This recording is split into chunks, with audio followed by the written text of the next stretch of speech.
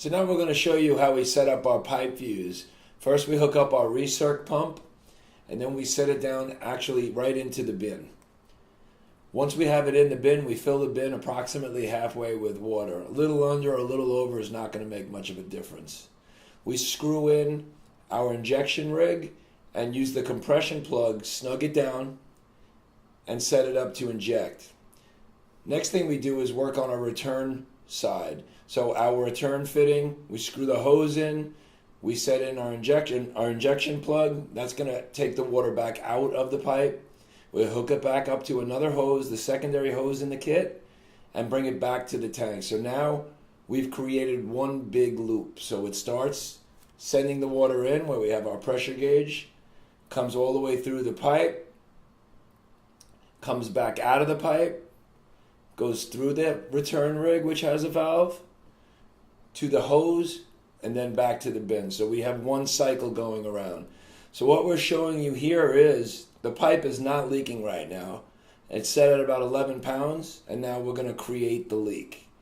So we drilled with a 1/8 inch hole, and now you can actually see the pressure drop. That's because the leak is happening.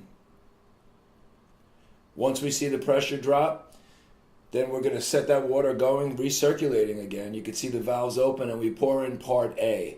Now part A is going to take a while, but it consists of some solids and a polymer to actually go in, block the leak, and actually seal the leak. It takes a while. The longer you could run it, the better off you're going to be. You could always gauge the amount of water loss in the bucket to see whether it's dropping. If it is, it still needs some more time. You could always redo a re-pressure test by shutting both valves if you want after you run part A, just to confirm that your leak is stopped. And once it does come to a stop, what we're going to do is pour in our part B.